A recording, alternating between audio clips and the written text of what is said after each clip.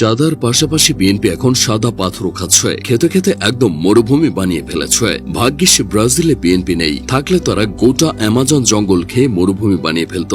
যুবদল নেতা নয়ন এবার বলতেই পারেন, তারেক রহমান জানেন নাকি পাথর খেকোদের নায়ক আপনি? সবাই পাথর চুরির সমালোচনা করলেও ভালো দিকগুলো কেউ দেখছে না। এত পাথর তুলতে নিশ্চয়ই হাজার হাজার লোক লেগেছে, ফলে তাদের কর্মসংস্থান হয়েছে। ক্ষমতায় আসার আগেই হাজার হাজার কর্মসংস্থান করতে পারলে ক্ষমতায় এসে বিএনপি নিশ্চয়ই লাখ লাখ কর্মসংস্থান করবে। তাছাড়া বিএনপি সবগুলো পাথর বিক্রি করছে না, কিছু রেখে দিচ্ছে শয়তানের দিকে ছোড়ার জন্য। ফলে এবার থেকে হজের জন্য সৌদি যাওয়া লাগবে না। বিএনপির এই পাথর বাণিজ্যের ফলে দেশের তরুণ উদ্যোক্তারা উপকৃত হবে। তারা নতুন ধারণা পাবে কিভাবে পরিবেশটাকে কাজে লাগিয়ে হাজার হাজার কোটি টাকা আয় করা যায়। বিএনপি ক্ষমতায় আসা মাত্রই দেশের প্রতিরক্ষা ব্যবস্থা কয়েক ধাপ এগিয়ে যাবে, কারণ অন্য দেশের আছে মিসাইল, বিএনপির আছে সাদা পাথর। সাদা পাথরের ভয়ে ভারতের রাফাল, পাকিস্তানের J-17 থান্ডার বাংলাদেশকে আলাদাই সম্মান দেবে।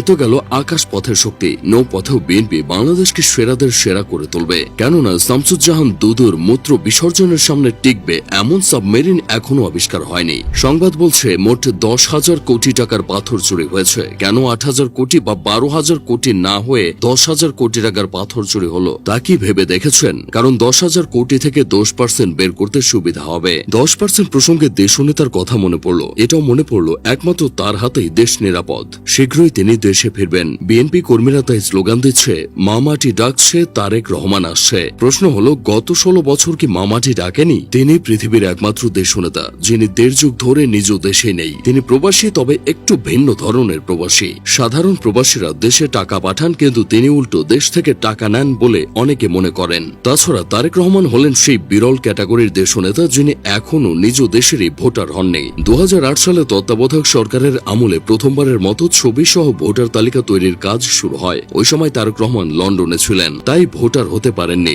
লন্ডনের নির্বাচন অফিসে এসে তারেক রহমান ভোটার হতে পারবে, এজন্য তার স্বাক্ষর, চোখের আইরিশ ও 10 আঙুলের ছাপ বাধ্যতামূলক। এখানেও 10।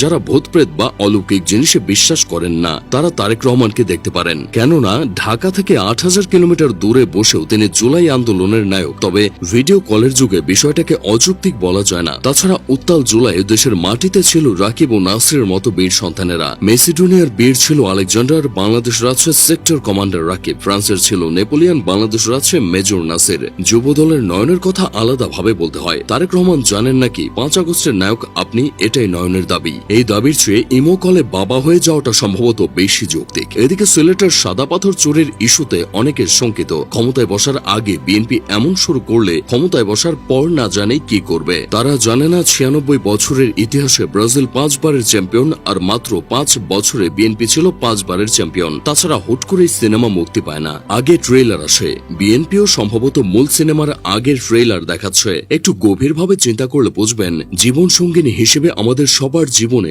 একজন বিএনপি নেতা বা নেত্রীকে দরকার। কেননা যারা পাথর খেয়ে থাকতে পারে তারা আমাদের জীবনের সমস্যাগুলো খেয়ে ফেলবে। তাই আজই বাড়িতে জানিয়ে দিন, জীবনসঙ্গী হিসেবে বিএনপি ছাড়া কোনো কথা নাই।